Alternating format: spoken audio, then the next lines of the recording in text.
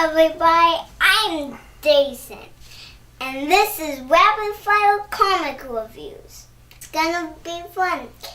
And thank you for Late Comics on Owen Park, Kansas City.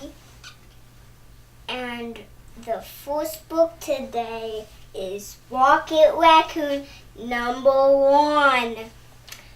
But that's good, because, ew, it's kind of good. So, he says, you grab it.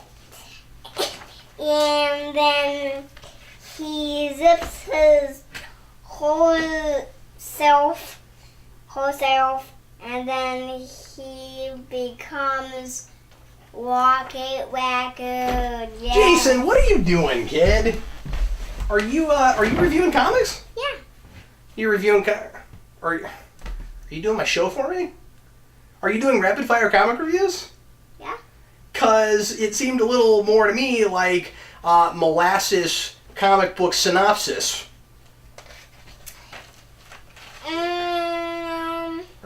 Are you? So what are we talking about? Rocket Raccoon? Yeah. Rocket Raccoon? Yeah.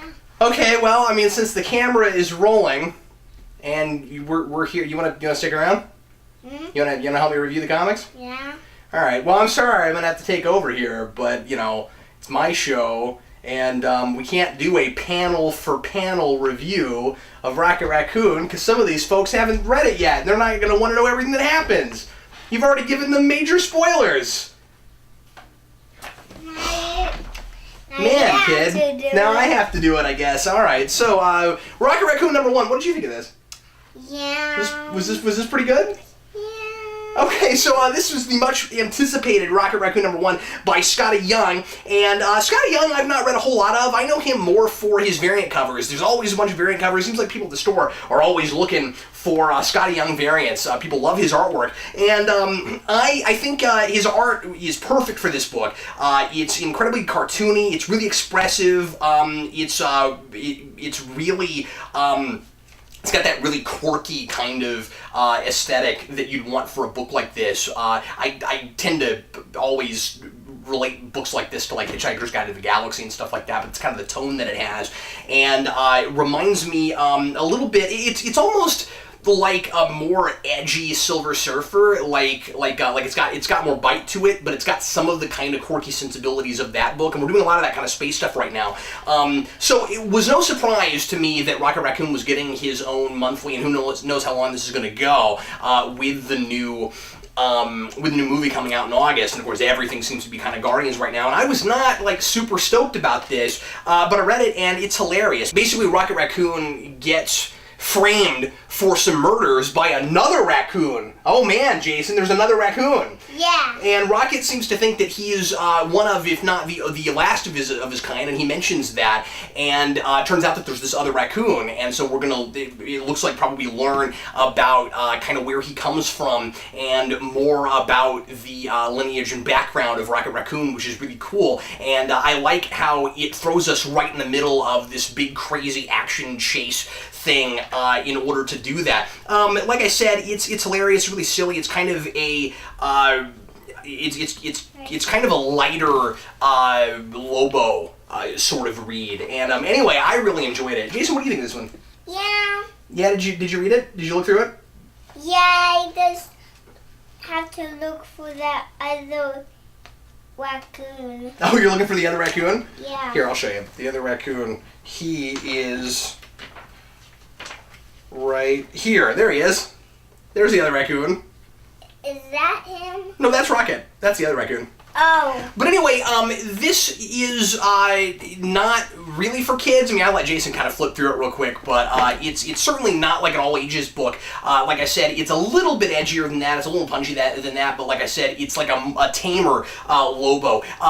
Certainly, you don't need to have read a lot of Guardians in order to pick this up and read it, and if you're looking for something a lot more lighthearted, more fun, and you have that kind of crazy space opera sensibility, and you like these kind of anti-heroes that have kind of a heart of gold, but they're not against killing people, that kind of thing, this is definitely for you. Next up, what do we have, Jason?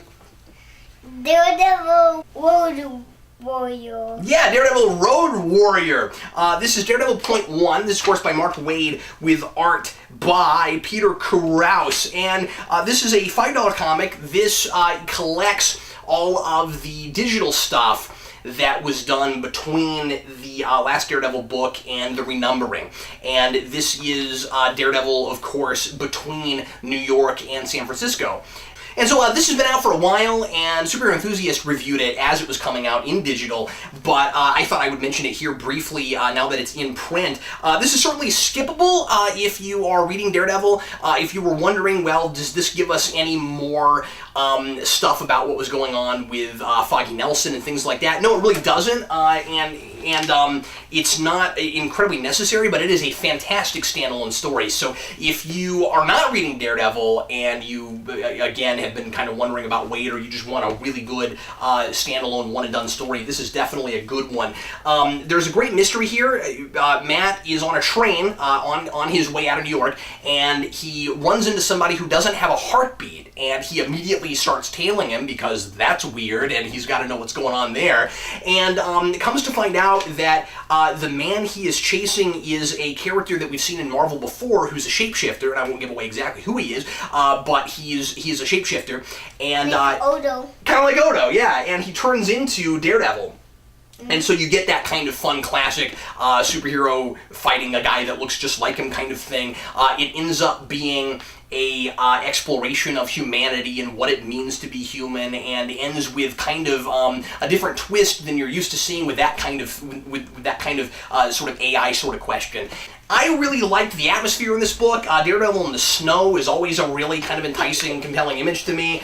And Waid, as always, does some really great stuff with how Matt Murdock views the world and sees it with his with his abilities, and really explores why Daredevil is the man without fear.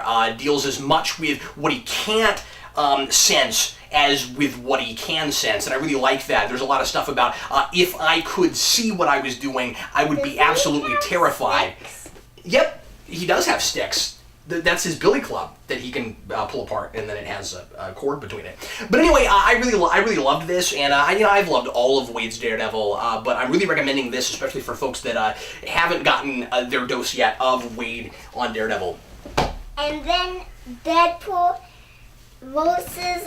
X-Force. Yeah, so Deadpool vs. X-Force #1. This is a new, I think this is a mini-series, and this was really kind of surprising. I went and picked this up because it's a #1, and I thought people might be interested to know what this was like. I didn't have a ton of interest in this, and I ended up really enjoying it. So this is by, let me get the credits on this, That's Agents of S.H.I.E.L.D. Yeah, Agents of S.H.I.E.L.D. This is by Dwayne Swierczynski with art by Pepe Larraz, and this is a story set before X-Force even formed. It's questionable as to whether or not this should even be called X-Force, but it is most of the members of X-Force before they actually come together. And the idea is Deadpool gets sent back in time, and he is hired by someone who unfortunately doesn't know what Waid Wilson is like and what he's capable of, and sends him back in time to stop someone from being killed. And he ends up going all the way back to the 1700s, and for reasons unknown yet in this issue, ends up trying to kill a bunch of people during the American Revolution. And the opening of this is him running around trying to kill people in the American Revolution. It's really funny, and it feels like kind of, retread. It feels like a place I've been before with Deadpool, because these days we like to do a lot of Deadpool's fighting characters from literature. He's fighting clones of presidents, or whatever the things are. Deadpool is constantly fighting characters in history that we've seen before, and so in this, I'm right at home at the very beginning of this. Yeah. And what ends up happening is Cable pulls together a team that ends up being most of X-Force, and they go back in time to figure out A, what the heck Deadpool is doing, and B, they go back to stop him. Yeah. And so, it reads like an early 90s comic, because that's when it's set, and so if you are kind of waning nostalgic for that kind of thing, I think you'll really enjoy this book. But I don't think that it's too much of that. I think it's sort of tongue-in-cheek about it, it's very homage-y about it, and I thought it was really funny. I really enjoyed it. It's kind of just a fun novelty, and there's some really great action in it, so I really enjoyed this, and will probably continue reading it until it is finished. And then Moon Knight. Moon Knight. Okay, this is Moon Knight number 5, and I'm going to let Jason look at the cover, but not inside, because this is an incredibly violent comic book. Once again, Warren Ellis with just delectable art by Declan Shalvey. This is, well, I shouldn't say delectable, because it's incredibly violent and horrible, but it's fantastic artwork. We have another really good 22-page one-and-done story here, where Moon Knight is going after a gang that has kidnapped someone, and it's a very simple story, as these have been. These tend to be really great throwbacks to kind of crime noir pulps. I don't even think I should use the word noir, but really violent kind of revenge and crime pulps, where you have a hero that runs in and saves the day, but in an incredibly violent fashion, because he's going after these really horrible, violent criminals, and they get what's coming to them, and that's kind of the appeal. I still continue to love the kind of hard-boiled feel of this. I love the juxtaposition of the white versus all of Moon Knight's white costume versus all of the black and white aesthetic, and just how incredibly moody this whole thing is. Basically, Moon Knight tends to win a lot because he's crazy, because he'll run into a thing like this, and these people would not expect someone to be nuts enough to tangle with them the way that he is, and he's not afraid of anything, or at least he comes off that way. He surprises people with his confidence, and that kind of wins him the day. I'm looking forward to the issue where that isn't enough. Where Moon Knight finally comes up against something that's a lot more than he's ready for, and where that kind of hubris and that kind of overconfidence, maybe it's overconfidence, maybe it's not, gets the better of him. This is very much about the atmosphere and about that big idea being played out more than it is about the specific story. I'm still loving that these are one-and-done stories and really easy for anybody to pick up. So if you haven't been reading this, once again, pick this one up. It's really fantastic. And then Magneto. All right, next we got another book that I'm not going to let Jason look at, because this is way too violent. This is way too violent. We got Magneto. What do you think of that cover? Yeah. Is that pretty cool? So we got Magneto number 6. This is, of course, by Cullen Bunn with art by Javier Fernandez. Every time I review this book lately, I seem to be saying, well, I kind of like this while I was reading it. It's not especially memorable. I don't really remember what's going on. This time, I did not feel that way, and this is the beginning of a new arc, so this didn't feel quite as one and done as the previous issues have. And yeah, those are good. They're fine, but I like that we're kind of picking things up here and having more of an ongoing thread, some plot thickening with this premise of Magneto going across the country killing people who have done wrong to mutants. Here, the people that Magneto are killing are also fellow mutants, and there's some fascinating ideas here about what it means to be a mutant, who Magneto considers mutants over those he doesn't. He has this idea in this that he gets to decide what it even means to be a mutant, that just like we sometimes feel about humans that kill other humans, and so they have given up their humanity, or they've proven themselves to be inhuman. Magneto feels that way about some mutants, and yet he has to kind of become them in order to pass judgment on them, which I think is really interesting and really eerie. And so he finds these mutants that have killed other mutants under Mr. Sinister, and he says, you don't fit my definition of mutant, and so I'm going to kill you. I think that's an incredibly interesting idea, and it makes Magneto absolutely horrifying. He also, there's also some really cool contrast between him and Mr. Sinister in the way that he sees his underlings. So anyway, this was really thought-provoking. Very impressed with that, and also a very good jumping on point if you've not been reading this book. Oh boy. Spider-Man. All right, we got Ultimate Spider-Man, Miles Morales, Ultimate Spider-Man. That is the Ultimate version of Green Goblin.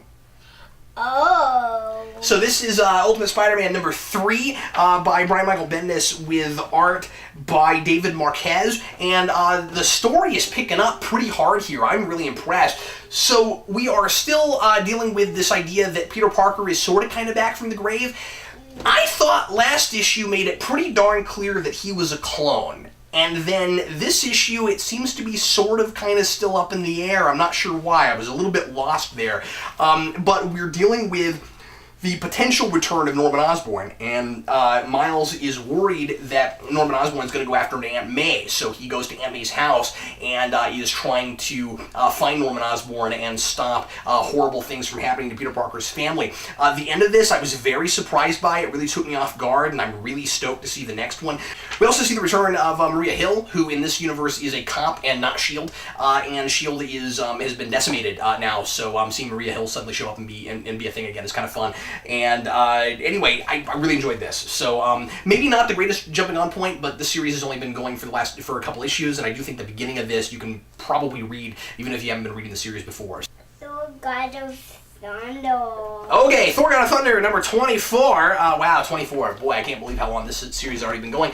Of course, this has been double shipping, but we've got Jason Aaron, of course, as always, with art by Augustin Alessio and Asad Ribic. They are sharing the duties here, and at the end of this, the art changes a little bit because of what happens at the end, which I won't spoil, but it still is fairly consistent. Anyway, this is the end of the last days of Midgard arc, dealing with Roxxon and dealing with Thor having to worry about Earth politics and fighting in that world and not being able to just use his fists and all of that. And what I like about this is, well, I like everything about this. I think what's most interesting is seeing Thor having to deal with the kind of grains of truth in Roxxon's absurd, horrible,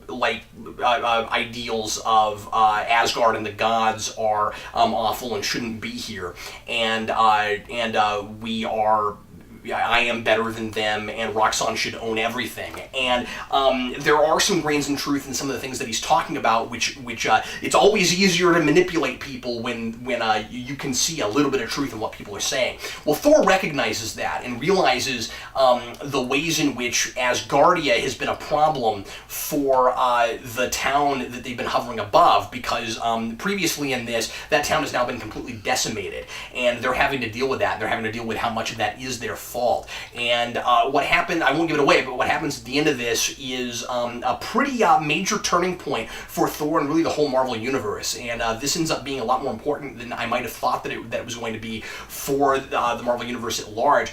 There's some really emotional, kind of gripping stuff in this, dealing with Thor and the Asgardians, and dealing with his mother, and even dealing with Jane Foster and things like that. So anyway, this is really good stuff. If you haven't been reading this arc, I might suggest reading this issue even not knowing what comes before it, because there's some pretty major stuff that goes on in this that you might appreciate getting to see right up front like this. And certainly, I'm sure the next arc will deal with a whole lot of that, because there's some major status quo shift in this that's going to be quite interesting. I love Jason Aaron's Thor. I've been reading, of course, as I keep saying, Simonson's Thor alongside this, and they match up really quite well. I feel like the Thor in this that makes the choices he makes is the Simonson Thor, and really read this because it's quite good. Okay, we're going to move on now to DC, and where we're going to start, Jason?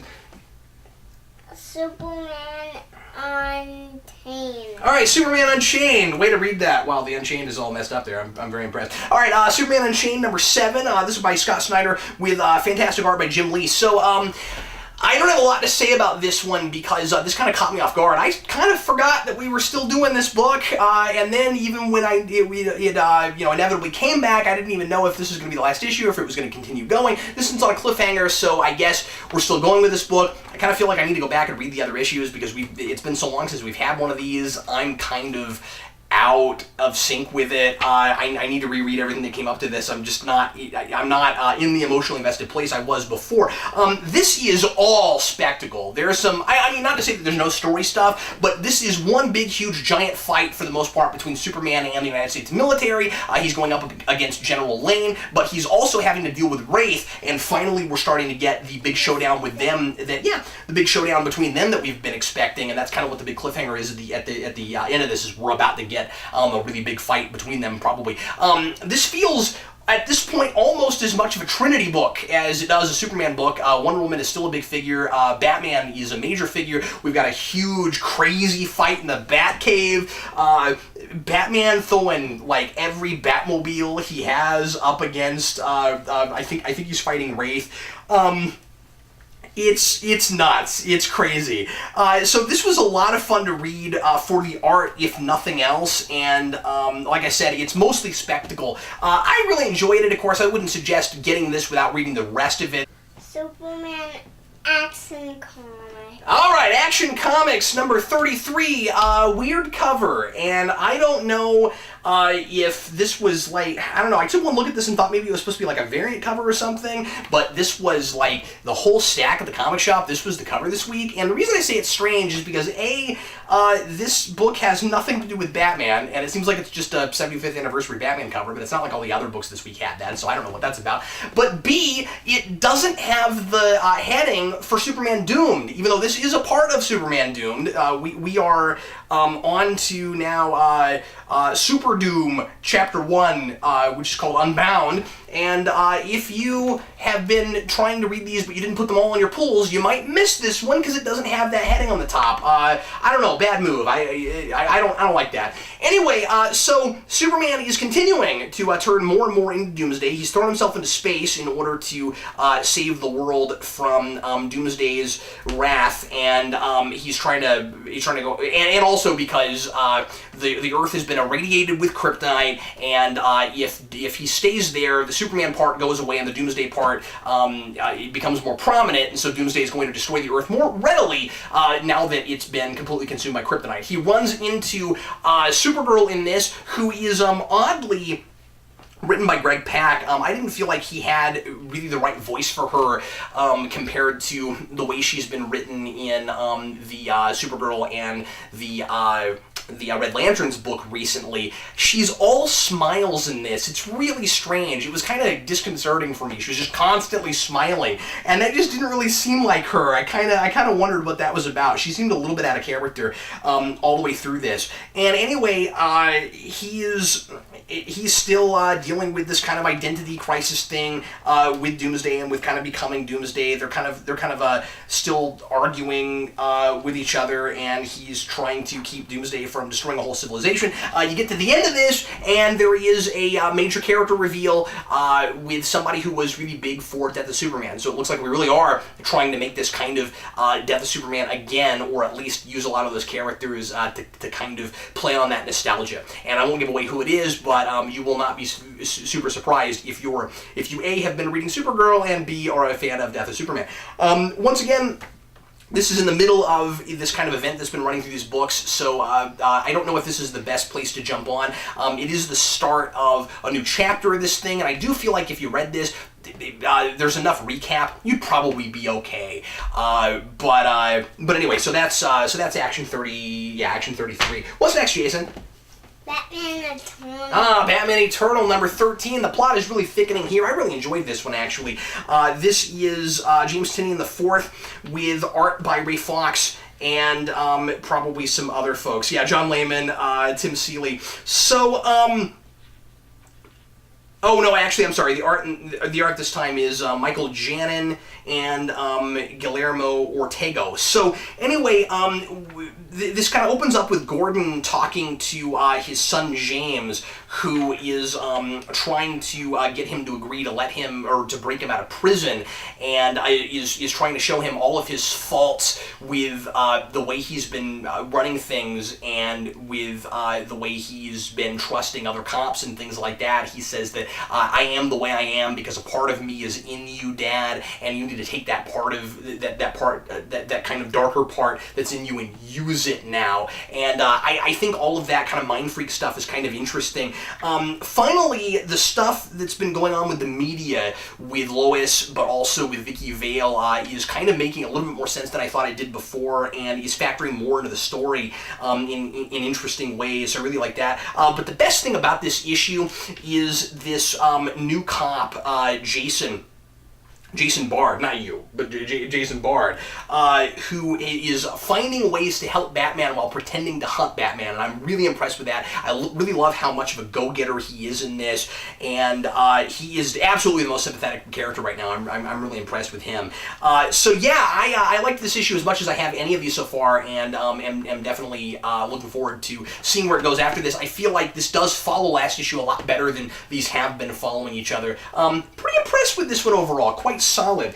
I also wanted to mention, before we move on, that DC this week has a few odd print ads, and I'm trying to find the Grayson one.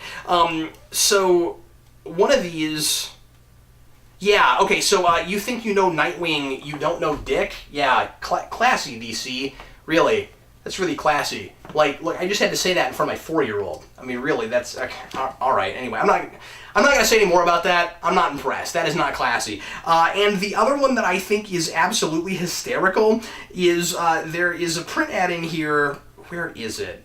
Okay, yeah, there's a print ad in here for Teen Titans, which has a picture of Red Robin holding a Justice League #1 from New 52, and apparently he feels exactly the same way about those first 6 issues as I did. Okay, moving right along. What do we got, Jason?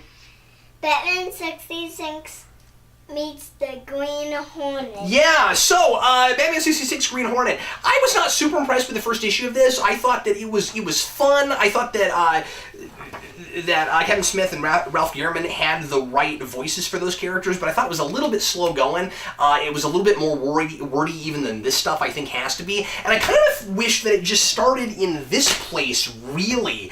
I really enjoyed this. So basically what's going on in this is we finally are finding that there's a team up now between the villain Gum from Green Hornet and the Joker, and seeing them work together is immediately kind of fun. And I like the voice for the Joker in this, and I like all the callbacks to the '66 movie and Joker talking about team ups and how he's worked with the vilest of the vilest villains, and he talks about that. And there's even a couple of other kinds of callbacks to that movie after that.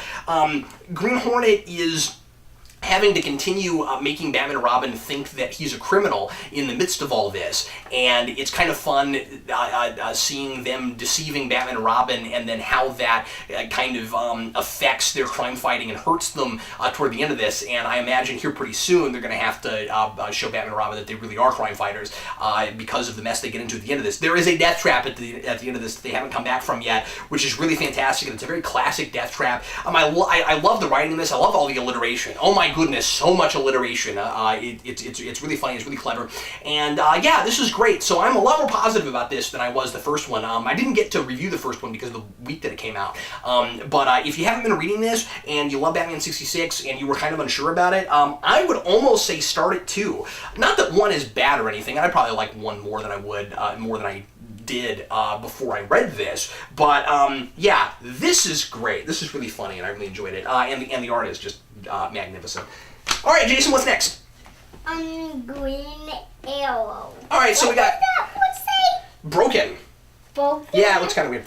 So we got Green Arrow, number 33 by Jeff Lemire, with art by Andrea Sorrentino. Of course, been the dream team on this book, and I was really bummed this week to hear that they're getting booted off this in favor of the main writers from Arrow taking this book over. That's really unfortunate. I'm especially not sure how well that's going to work, because it looks like they're probably going to they're bringing back the old early 52 costume from Green Arrow. It's probably going to have a little bit more of that vibe.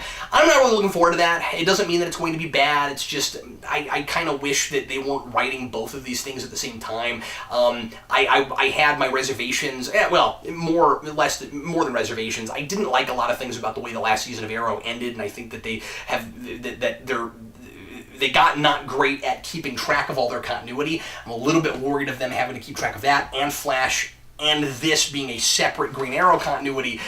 So it's a bummer, because this is the best Green Arrow's been in a really long time, and certainly the most original look. And so I don't know. I hate that that's happening, but in the meantime, this was really good. We've got kind of paralleling stories going on from the past and present, where Green Arrow is getting jealous of other people trying to also be Green Arrow, and he's having kind of this obsession with this identity that he created, and he's got this pride in it, and that kind of messes him up. So in the past, it's Diggle trying to take over as Green Arrow because he's refusing to. In the present, it's his half-sister, who we met last arc, whose mother is Shadow, and whose father is his father. And so she now is trying to take over and be Green Arrow. She wants to be called Green Arrow at the same time he is, which is kind of funny, and there's a little bit of comedy mileage that comes out of that. But anyway, I really enjoyed this. This is a little bit more down to earth than this book has been lately, with all of the somewhat convoluted but still really good stuff with the Arrow Clan and all of that. It's fun to get past that, get back to this more kind of street level thing,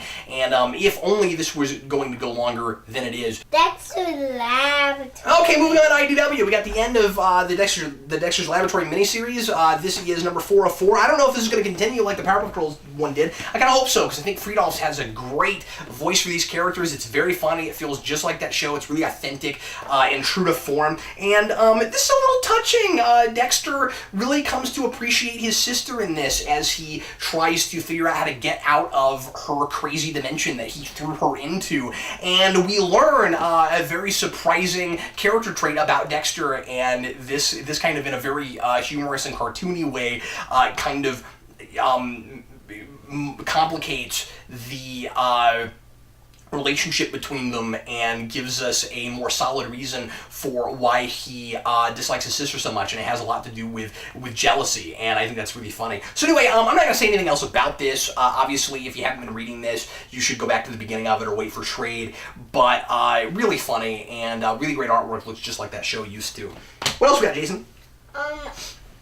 Angel and Faith. Alright, Angel and Faith, number 4. I am not getting as sucked into this as I am Buffy Season 10, and I think part of it, again, has to do with the fact that I didn't read all of this from last year, so I'm a little lost in certain places, but also, I'm just not as into this Magic Town storyline as I am into what's going on with the New Rules and Giles stuff over in the main Buffy series. So I don't have a ton to say about this. This has one of those endings. It's Angel versus the Pixies. He wins, and at the end of this, there's a reveal of a character that we haven't seen in a while coming back, and I was not real surprised to see her. I thought that it was pretty well telegraphed who it was, but that might get interesting later on, especially if she pops over to Angel Season 10. We haven't had these characters converge yet, already in the first 4-issue miniseries. I wonder how long it's going to be before Angel and Faith finally get back together. It's looking to me like probably not very long. I don't know. It's hard not to compare these two things. I think the other series is, right now, is just funnier and more exciting, and the voice for the characters in this is okay, but it's just, I'm not super sucked in yet. Alright, now we're going to move on to this week's blind grab pick. Jason, what did I grab this week that I don't usually read? Whoops, that's 2 books. Earth 2. Earth 2, number 25. This is written by Tom Taylor with art by Nicola and Trevor Scott. This was really kind of interesting and a little disturbing. I don't know if this is a book that I would want to jump back onto having read this and continue with it. It's a little bit about the novelty of the crazy situation. When you go to an alternate universe, you can do about anything you want to. So yeah, why not make Superman a insane despot who works for Darkseid and does horrible things to his parents during a dinner that he forces them to have with him while he pretends like he's still the great farm son and all of that. Oh my goodness, this was a twisted comic book. So I don't know, I enjoyed this, especially just jumping back into it for a minute to see where this is right now. So we've got another Superman who's from the same universe, but was raised by the L's, and that's why he wears the symbol of L, because Kal-El has tarnished it and turned it into this horrible symbol of evil and death and stuff. And so he's trying to make something of it again and go up against Superman and try to stop him. This idea of an evil Superman is something we've been seeing pop up a whole lot lately. It's something that it was, that whole storyline was in Injustice, Gods Among Us, and you know, we see it all the time with Ultraman and things like that. So I don't know, this feels like kind of a been here, done this sort of place, but I think it's being done fairly well, at least just reading this issue. I really like the art in this. It's again a big spectacle kind of issue. So you know, if you want some really good action and you want some just insane, let's see these beloved characters kind of thrown under the bus and being horrible, this is maybe the book for you. But I also think that the kind of idealistic idea of what Superman should be is alive and well here with another character. So, you know, it's not cynical about it, but I don't know, man. There is definitely some twisted here. Okay. All right, and then next up we've got the Jason pick. Jason, what book did you pick for me to review this week?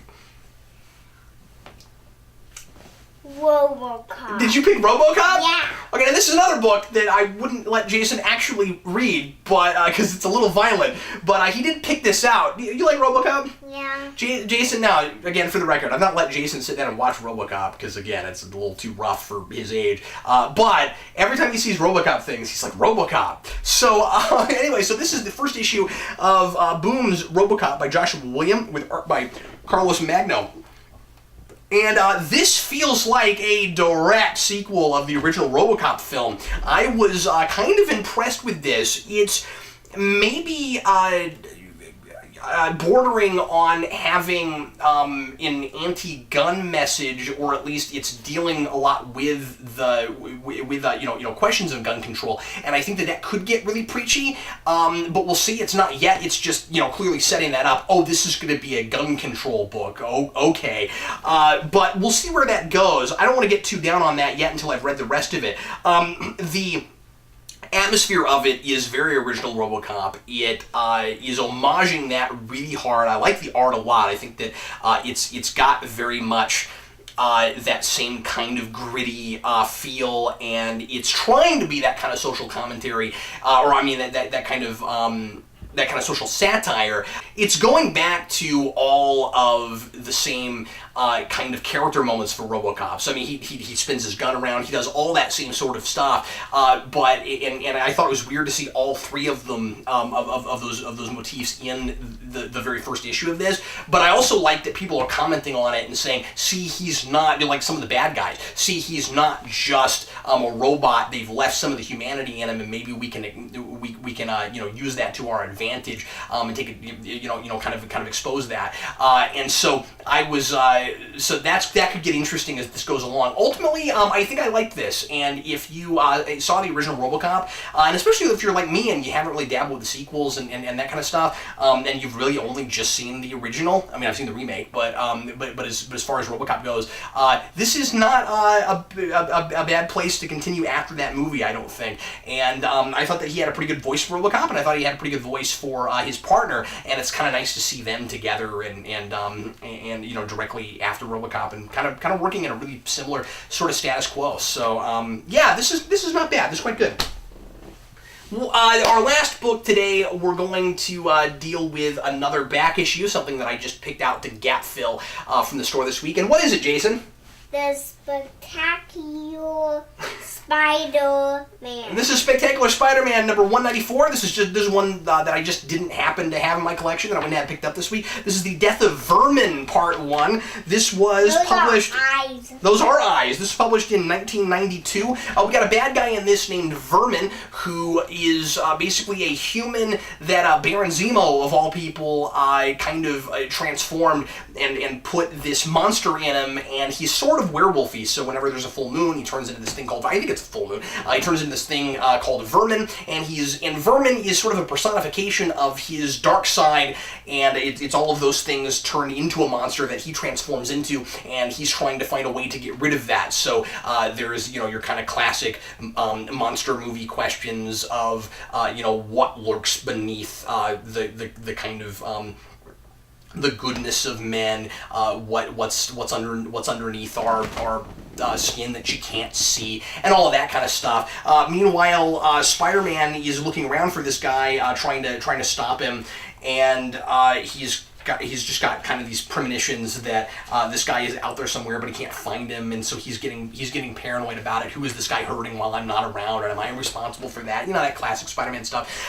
This is during, of course, the marriage period when he and Mary Jane were still married, and they were still kind of making a big deal out of that. And I like them together in this, but I also thought that some of the dialogue was a little bit corny, even for this period, and felt a little bit stilted and melodramatic. But overall, I enjoyed this. I would be interested to continue this particular arc and finish it, but that's about all I have to say about it. And now it's time for Book of the Week and Cover of the Week. My favorite book for this week was undoubtedly Rocket Raccoon #1 because it really surprised me. I thought this was all kinds of fun, and I was surprised by how much I really enjoyed Rocket's character in this, and I felt like there's a lot of potential for him to grow and learn stuff and be a more well-rounded and compelling sort of character. But also, this is just quirky and fun and over the top and ridiculous, and I'm really enjoying that kind of stuff. And Marvel's doing great with that sort of stuff right now. So I don't know, this hit me in all the right places, and I was very surprised by it. The cover of the week is Batman 66 meets the Green Hornet. This was my favorite cover this week. I'm impressed with how goofy it is while being an incredibly epic-looking cover all at the same time.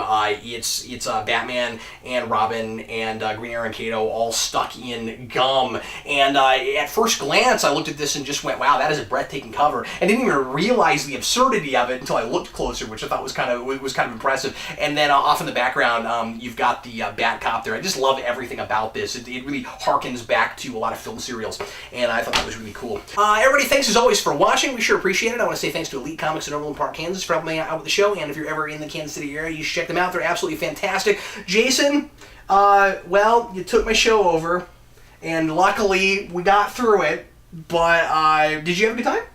Yeah. Yeah? Did you like Rocket Raccoon? Mm-hmm. Yeah, was that pretty good? That was my favorite. I'm glad I went ahead and jumped on, otherwise everybody would have known everything that happened in that comic, and the show would have been like 6 hours. Yeah. Well, do you have anything to say to the audience before we go? Yes. Yes. What would you like to say? What are your words of wisdom for this week? It's about superheroes, and it's about the Avengers. It's about superheroes and the Avengers? Yeah. Yeah? Is that what life is about? And life is about superheroes and the Avengers? And that movie was really funny when we saw that. The Avengers? Yeah, because Black Widow was my favorite in that. Because she is funny in that. Well, everybody, thanks again for watching. We sure appreciate it. And your words of wisdom this week is Black Widow was hilarious in the Avengers. I'm Captain Logan. And I'm Jason Tobias Williamson. And that's Jason Tobias Williamson. Yeah. There's a little nugget of information for you. Thanks for watching. We sure appreciate it. Happy reading.